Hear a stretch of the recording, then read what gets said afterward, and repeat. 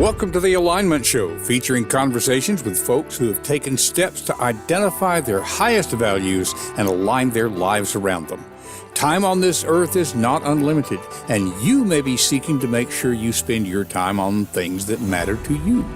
These conversations will encourage you and support you in doing so. Now, let's meet this week's guest on the Alignment Show.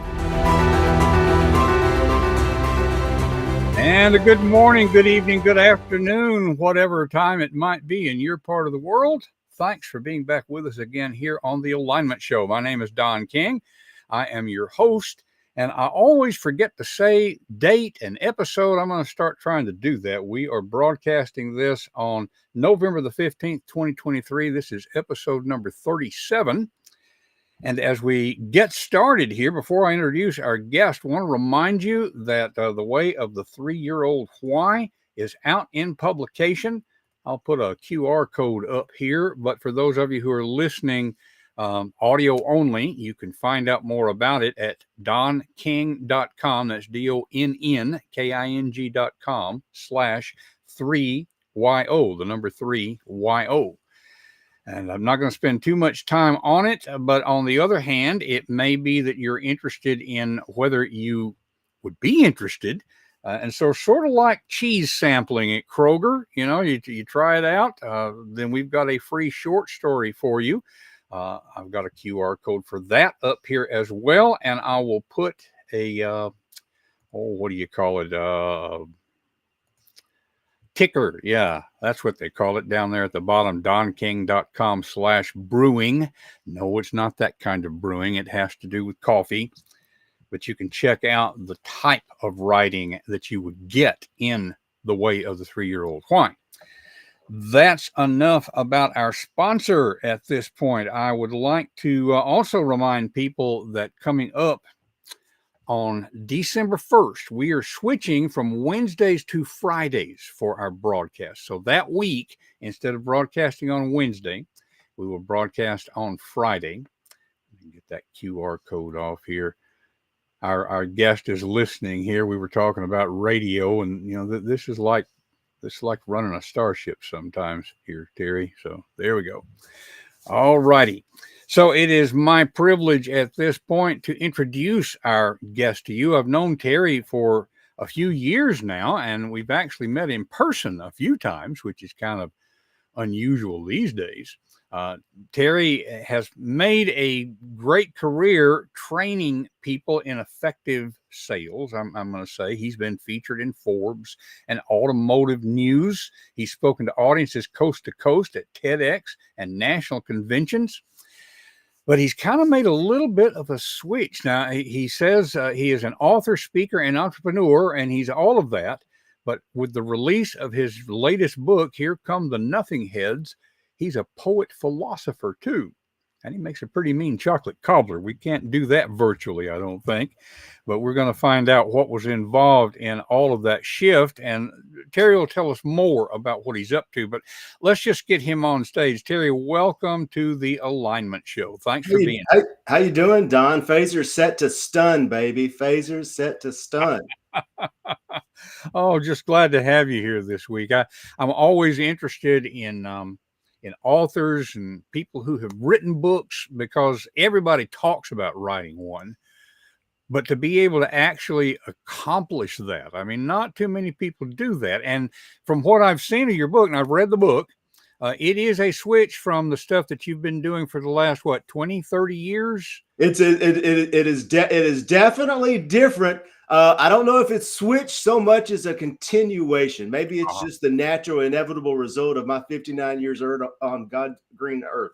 So there you go. Because the approach that you have taken in teaching people about effective sales really does fit in with what I can see of the poet philosophy thing here. It's not about taking advantage of people, but working with people, serving people.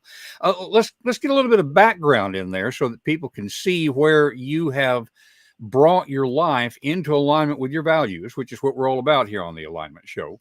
I almost pulled up your other website where you have done the sales training, and specifically you have worked with people in the automotive industry for years. That's right. Am I correct in that?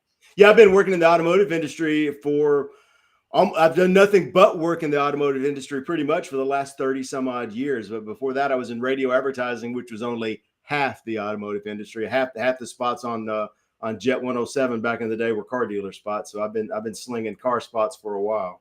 Oh yeah, yeah, and just to put context in here, I know this is not news to you. If we talk about stereotypes, one of the stereotypes that's out there in our culture is the stereotype of the car salesman who is seeking to take advantage of somebody, because we know that very few people ever are repeat customers, even of the same dealership. Mm-hmm. Even if it's the same dealership, they seldom deal with the same salesperson. And so there's a stereotype about how they're, I can't remember who it was that said it, but I heard somebody say, you walk on the lot and they approach you with that smile on their face, but not in their eyes. And you get the feeling that you got my money in your wallet and I'm going to take it. Yeah. And that's not what you do. So let's put a little context there as we lead into where you are now. So yeah, I mean that is the stereotype of car salesmen, and there are car salesmen like that. But I'll be honest with you, there are salespeople. There are a lot of car salespeople like that, because you look at it from the other perspective. The car salesman working out there, the salesperson on the lot, every customer who comes in is doing the same thing. They're in for the short-term gain. They're there to get the biggest discount. They're most of the time they're just as scummy as the car salesperson. So it is a bilateral situation, because each of those two human beings have failed to recognize the other as a human being. They're not treating each other with kindness. They're there to get what they want at whatever cost. And I'm trying to break that cycle. I tried to break that cycle with training car salesperson to develop the human relationship first. And I'd like the car buyers to develop the human relationship first, to be open to developing that relationship and building a long-term relationship, when most of them are just looking to save a quick buck. Mm-hmm. And I can see where, with your mission, that you have more leverage in helping the salespeople to understand this than in changing all of society. Right. And it happens that it's also a lucrative way to do business. I mean, when you build relationships, it's less stressful for the salesperson, and in the long run, at least, and I would say in the short run, it's more lucrative. Would you agree with that? 100% is more lucrative. I spent the last 10 years probably interviewing the top salespeople from around the automotive industry, people who sell 10, 20, 30 times the national average of what the average salesperson is selling. And they're doing that not because they're out hustling, not because they're out grabbing everyone that walks on the lot selling cars. They're doing that because they've integrated themselves into communities and become integral part of that communities, so that when people walk on the lot, they're not looking for a deal. They're looking for their friend in the car business. And the deals go a lot quicker. You make a lot more money. You get a lot more 5-star reviews. Everybody's happier if they take the chance to acknowledge each other's humanity right there at the get-go. Yeah, yeah. Do you find that initially, maybe as you're training people like that, they fear that if they do this, because the person on the other side of the table is seeking, to maximize the money or whatever, do they fear they will be taken advantage of?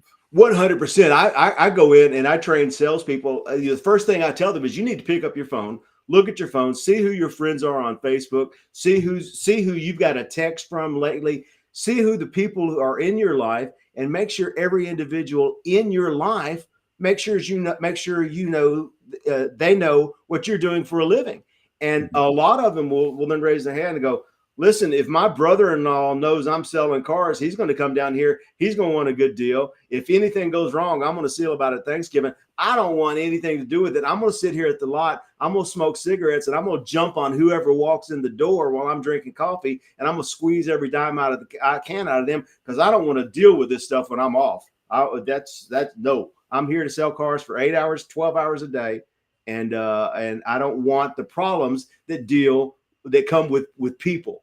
And they can't see past that initial transactional attitude that who's going to get the most out of who. They look at every situation as a win-lose. Somebody's a winner, somebody's a loser, and I'm going to be the winner.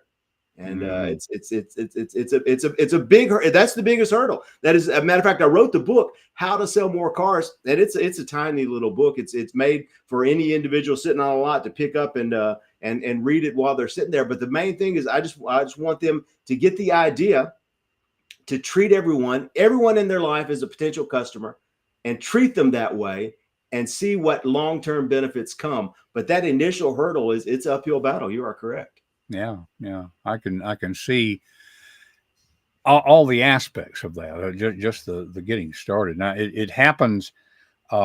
Several of the folks who have been part of this podcast, we're in a community with Bob Berg, and I know you probably recognize the name. I've interviewed Bob Berg on my podcast. Bob is good people. Yeah, I figured you had. I thought you had, but I couldn't remember. So I mean, that's right along that philosophy, and as Zig Ziglar used to say, you can get everything that you want in life if you help enough other people get what they want, and the help aspect, genuine help. I can see where this feeds into what you're doing now with your current efforts. Now, before we start talking about specifics with that, I like to go back and kind of probe origin stories. Not just how did you get started in sales to begin with, but what led you to realize that the hustle, take advantage of them approach to sales was not the way to go? Was there something that opened your eyes up to that? Well, like I said, I think everything to me is a culmination of a long-term process. I've been doing this marketing, sales, advertising, promotions, publishing, all the things that I'm involved in. I've been involved in them for a long time, and I'm an old man, Don. So it's I ain't new. And one of I think the thing that really, I mean, there's lots of things. I got involved with Dale Carnegie a long time ago. I took the Dale Carnegie class when I was fresh out of college. I was selling radio advertising, and we didn't have a training budget, but they had a sales trade budget. And I ended up making a trade with the local Dale Carnegie people to go through the Dale Carnegie class. And I loved everything about that. It just really resonated with me that this is the way you want to be involved in people's lives. And so I've tried to do that all along in my career as I went from marketing into training, into publishing. So I've tried to keep that Dale Carnegie ideology about winning friends and influencing people in that. And it really got hit home after I started my podcast. It was originally called the Get You Some Radio Show. And I interviewed, again, top sales performers, interviewed a lot of authors, interviewed a lot of speakers, interviewed people like Bob Berg. And I kept, eventually, if you hit a dog in the head enough times, they'll learn to get their nose out of whatever it is you're trying to keep them out of.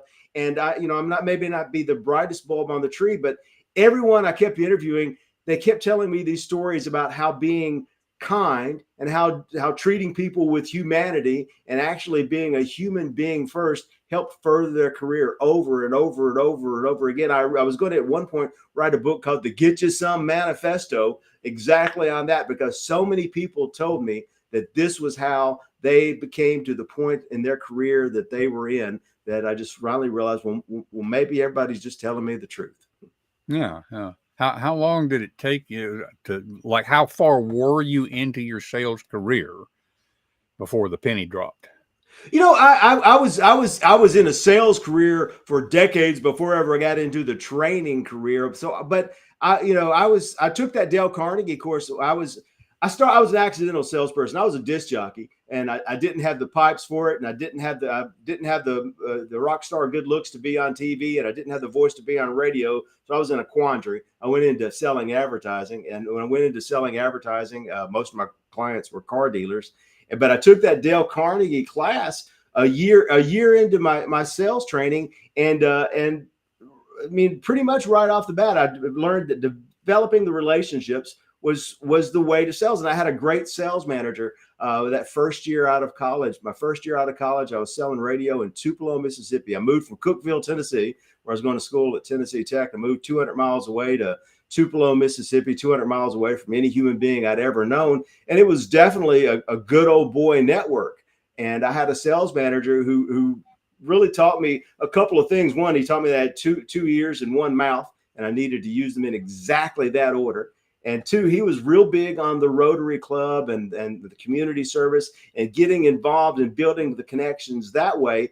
But he told me early on, he said, you have to go in, you have to do it for the right reason. If you go in looking to build relationships, to create sales, that's not building relationships, that's building a customer base. That's marketing. People are going to smell that. That's inauthentic, to use a word that people like to use these days. That's an inauthentic reason for doing that. People can smell it from a mile away when you're doing that. But if you go in and you're looking to build relationships and find a way to help those people, then everything will fall into place. Okay, that makes a lot of sense.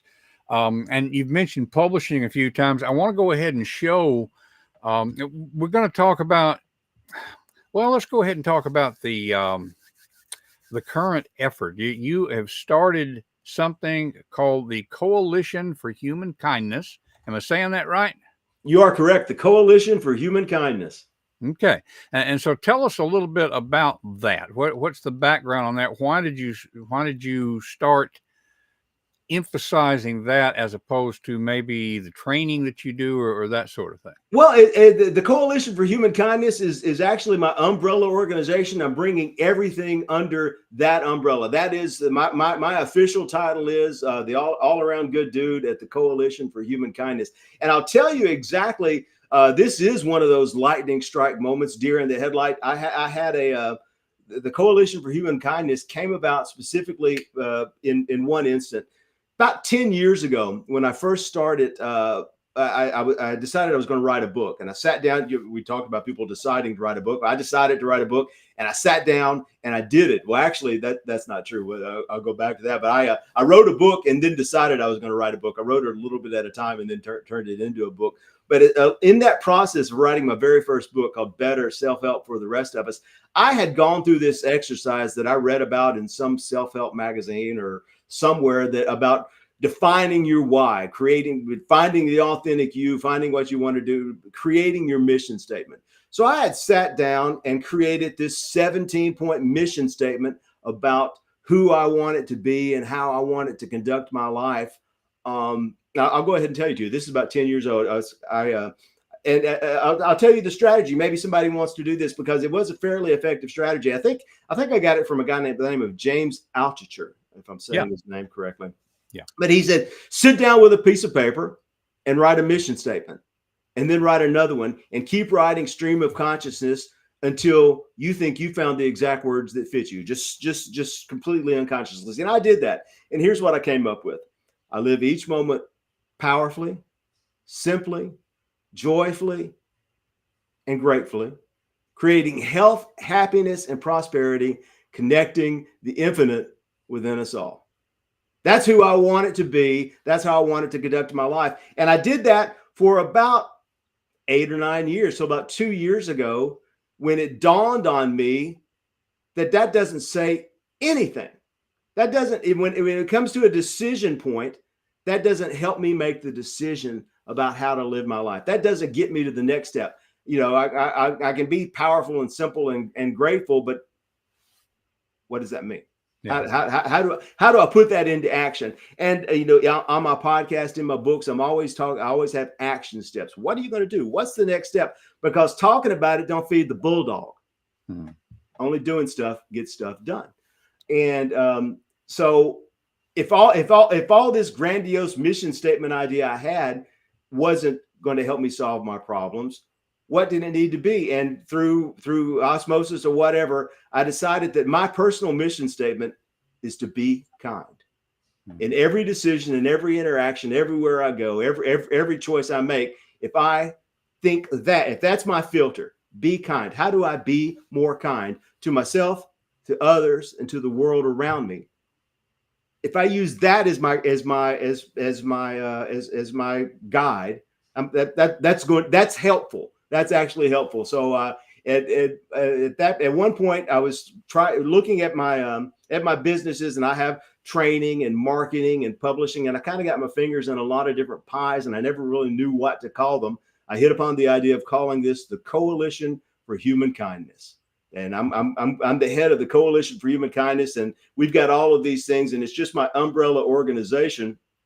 And I put it on Facebook. Honestly, I put it on LinkedIn. I put it on LinkedIn as one of my as my experiences 2 years ago, and never really did anything with it. It's there. It's honest. It's honestly just in LinkedIn to give me a way to list everything that I do. And when I came out with the new book just a couple of months ago, the Here Come the Nothing Heads, that's when the Coalition for Human Kindness left off the page of a LinkedIn and made it out into the real world as the name of my publishing company.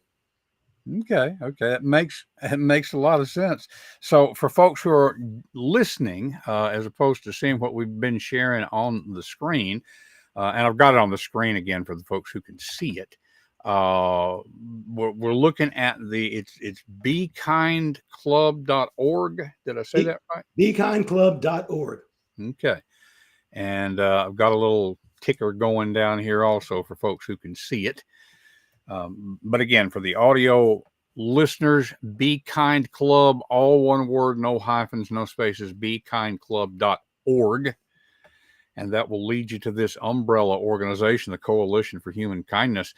We also mentioned Terry's book. And so let's share that tab again. Got it up on Amazon. It's called Here Come the Nothing Heads. And it's a poem, a book length poem, but it's also philosophy. We didn't talk about this beforehand, Terry. I meant to check this with you, and if I'm putting you on the spot, I hope not. But would you want to read a little segment of it or anything like that? I don't know if you've got. Well, let me see. I could if you wanted me to. Yeah. Haven't done that before. I haven't been a poet very long, Don, so I don't really know the protocol for being a poet. Well, did you have a part that jumped out at you when you read it? What would you like to hear? And I don't have it in front of me right now. So if there is a part, let's just a page or so, just to give people a feel for it. Well, let me tell you. So the book's called "Here Come the Nothing Heads," and it is an epic poem for children of all ages, is what I like to call it. I told my family, I said, I'm going to sit down. I'm going to write a children's book. And they all, my wife and my daughters are all teachers, and they looked at me like I'd lost my ever-loving mind, which is a distinct possibility. I don't want to rule that out by any stretch of the imagination.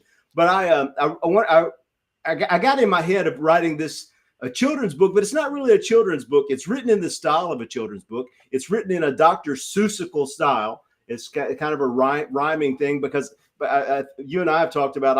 I'm a writer. I've been writing radio copy since I was 19 years old, and so I like writing really short phrases. So this gave me an opportunity to write the ideas that I wanted to get across in short, succinct phrases instead of writing 20 chapters of better self-help. Better self-help for the rest of us has a lot of the ideas that's in this book, but they're written with scientific backing and interviews that I'd done and people telling their stories. It's more of a general purpose book. This expresses the same ideas in poem form, and just because it gave me a chance to put the words together in nice, sweet phrases. So I'm going to read you a couple pages here from Here Come the Nothing Heads. It ain't easy being you, said Natalada. You've got a lot going on in there. Remembering what you're mad about from that one time somewhere. Who said what and what was said and what you're going to do the next time you see them out? Sneezy replied, "Achoo!" Sneezing, sniffling, and snuffling, Natalada said to Sneezy, "Keeping track of your predicaments surely can't be easy." Just about then, completely out of nowhere, Fluffy came rolling and tumbling from the top of Natalada's stairs. Even Fluffy has a mind full of hoo-ha. 10,000 trifles up there. 10,000 shiny baubles to keep Fluffy chasing air. Very good. It kind of reminds me in some ways of the Tao Te Ching, which is not a story, but just the succinctness and the phraseology.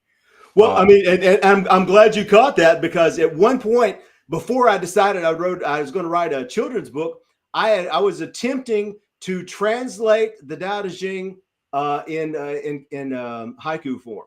So Mm. Oh, just to play with words, because I'm familiar with the Tao Te Ching philosophy, and a lot of that, a lot the 10,000 baubles and 10,000 trifles I just mentioned in there. That's straight out of the Tao Te Ching. yeah. In the Tao Te Ching, Lao Tzu says that naming is the mother of the 10,000 things. So those are the 10,000 things: 10,000 baubles, 10,000 trifles, 10,000 shiny things dancing around our head to keep us from recognizing the truth of our existence. Yeah, yeah. So, folks, this is ancient philosophy in a uniquely accessible form. And so I love the way that, Terry points out children's story for children of all ages. There's some very simple philosophy here that goes very deep. And I keep coming back to the stereotype, Terry, because we know that stereotype is out there, and so it probably is surprising to folks, a poet philosopher who's made a career selling cars, training other people to sell cars. But it's an artificial distinction to say, there's work and there's life. Well, business is life. Life is business. It's just not only business. Well, I think the point of the book is pointing out that all distinctions are artificial. Yeah.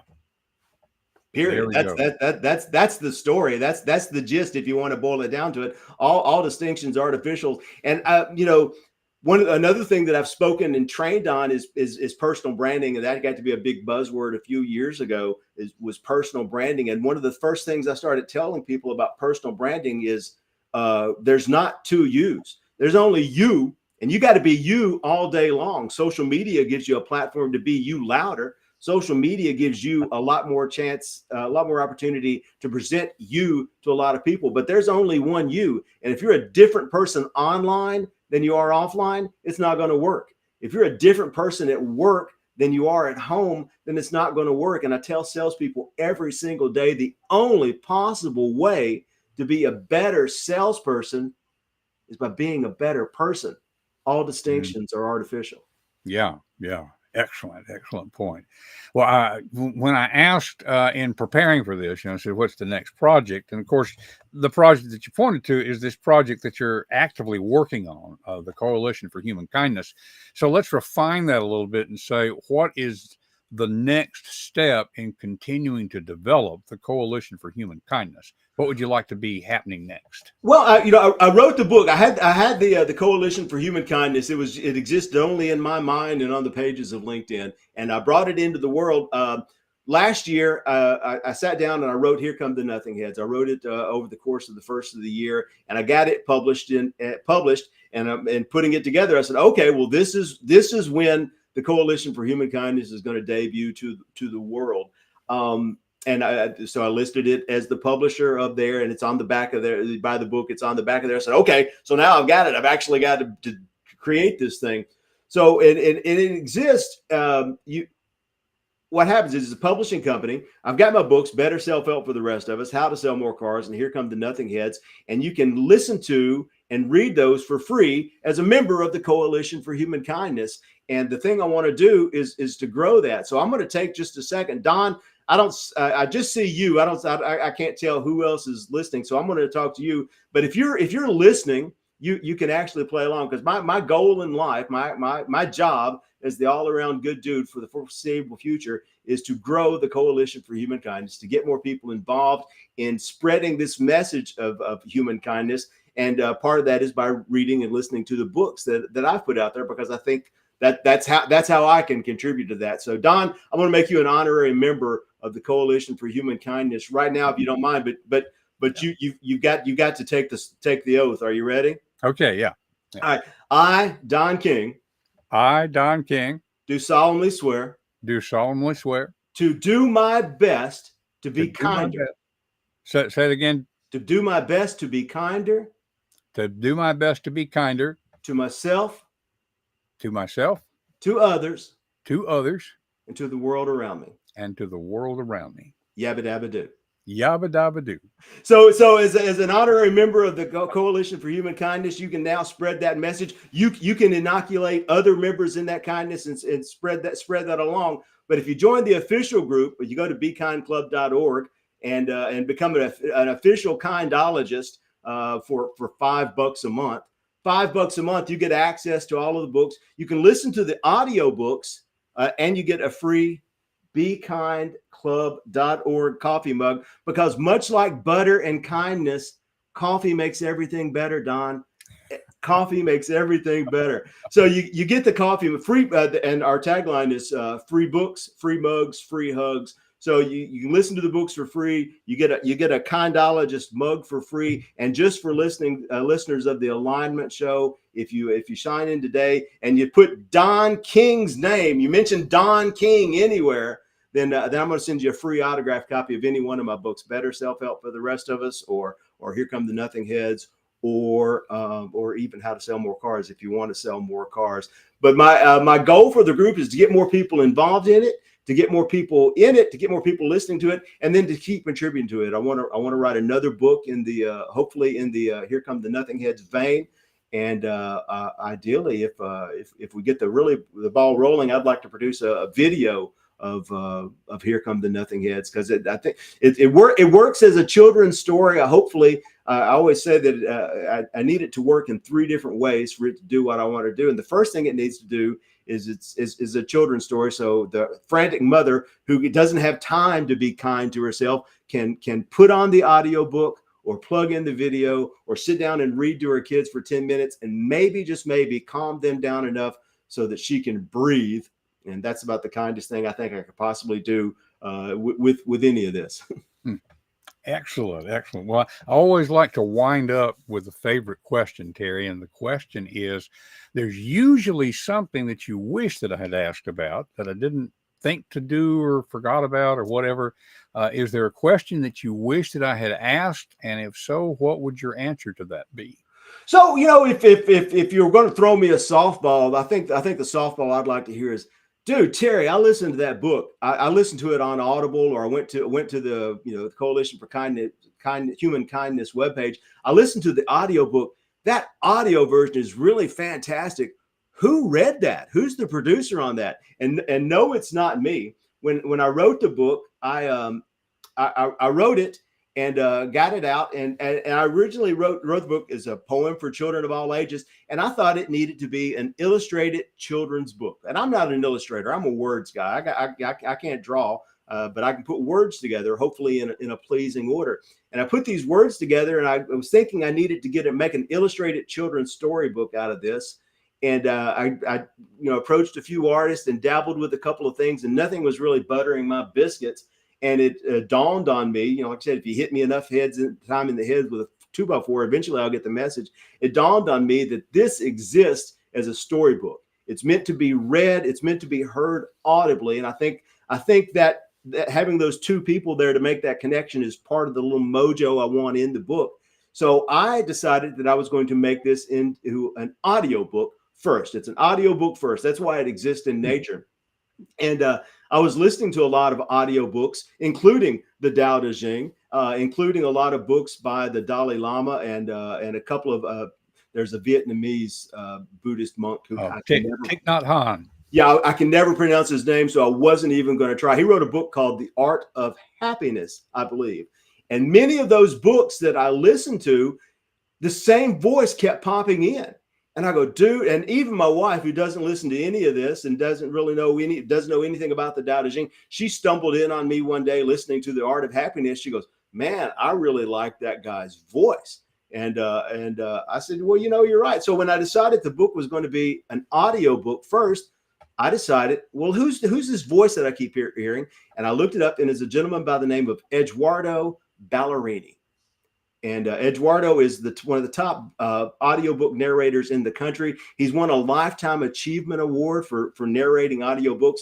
And I'm not sure about today, but as of last week, the #1 audiobook in America, according to the New York Times, not some Amazon #1 list that the authors like to try it out. The New York Times, the real deal #1 best-selling audiobook in the country is John Grisham's The Exchange, which is sequel to The Firm, which he wrote 27 years ago. Eduardo Ballerini is the narrator of that, and he's also the narrator of Here Come the Nothing Heads. So Wow. it's a pretty, that's probably one of my proudest achievements is I talked this guy into reading my words and putting them out into the universe. I'm pretty excited about Cool. that. Well, yeah, that's understandable, man. That is cool. That is cool.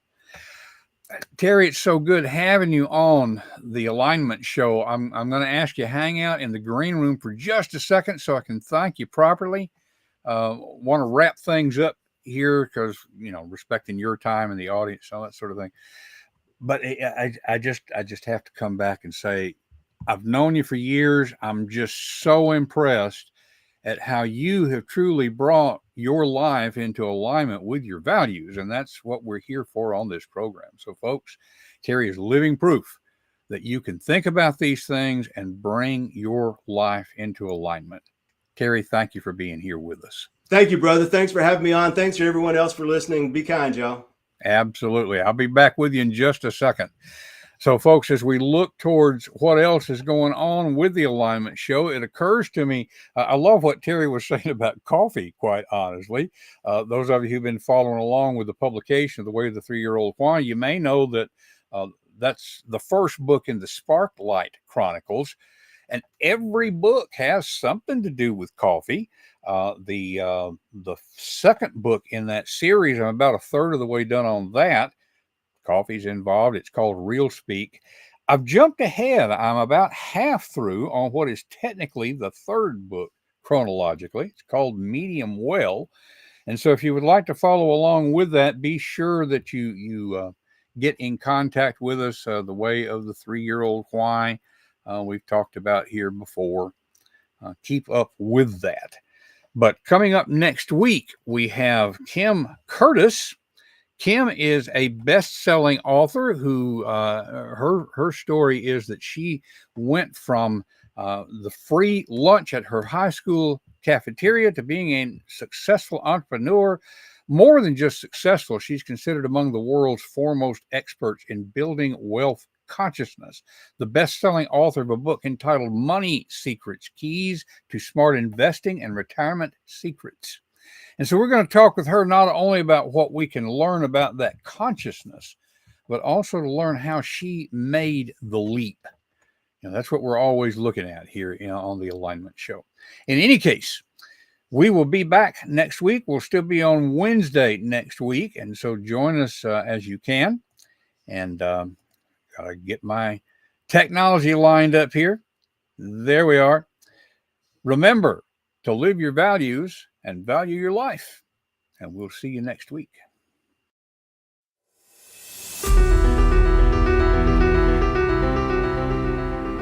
That's it for this week's episode of The Alignment Show. What has it inspired you to do in your own life? Whatever it is, take action now and take the first step. It will help you to talk with a friend about what you're thinking. Share confidencecultivators.com to spread the goodness. And remember to live your values and value your life. We will see you next week on The Alignment Show.